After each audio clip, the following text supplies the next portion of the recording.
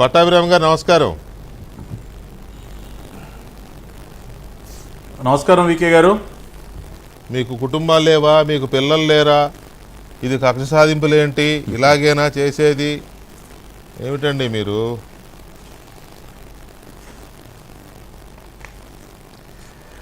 VK గారు, ఇవాళ ఉదయం నుంచి వింటూ ఉన్నా వైసీపీ నాయకులు మాట్లాడుతున్న మాటలు, జోగి రమేష్ గారు పడుతున్నటువంటి ఆవేదన, రమేష్ గారు శ్రీమతి గారు మాట్లాడుతున్న మాటలు, పేరుని నాని ఎక్సెట్రా ఎక్సెట్రా ఎక్సెట్రా. అబ్బో, అసలు పిండేస్తూ ఉన్నారు సెంటిమెంట్ని తగ.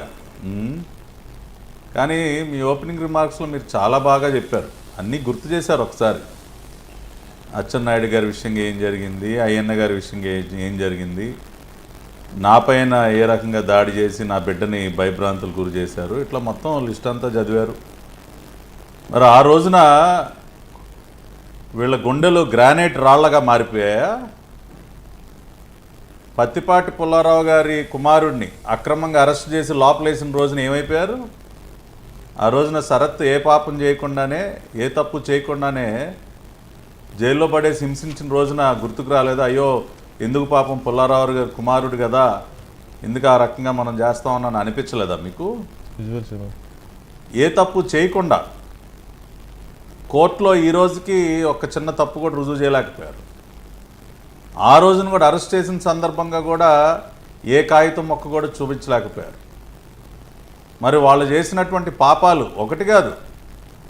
కోడెల శివప్రసాద్ గారిని ఎంత వేధించారండి, ఆఖరికి ఆయన ప్రాణాలు బలిగొన్నారు కదా.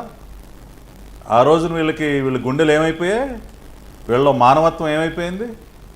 అయినా ఇవాళ నాకు ఒకటి అర్థం కావట్లేదు వికే గారు, ఎంతసేపు ముక్కు పచ్చలారిన బిడ్డ అయ్యో పాపం అని చెప్పి ఏడుస్తూ ఉన్నారు కదా. ఈ జోగి రమేష్ కాదు, వీడు ఒక రోగి రమేష్. వీడికి భూ కబ్జాలు చేసే రోగం ఉంది, జేబులు కొట్టేసే రోగం ఉంది, చాలా రోగాలు ఉన్నాయి ఈ రోగి రమేష్కి. రోగి రమేష్, నీకు తెలిసి నీ కొడుకు పేరుతో నువ్వు ఎందుకు తప్పు చేసావా? ఈరోజు నా కొడుకు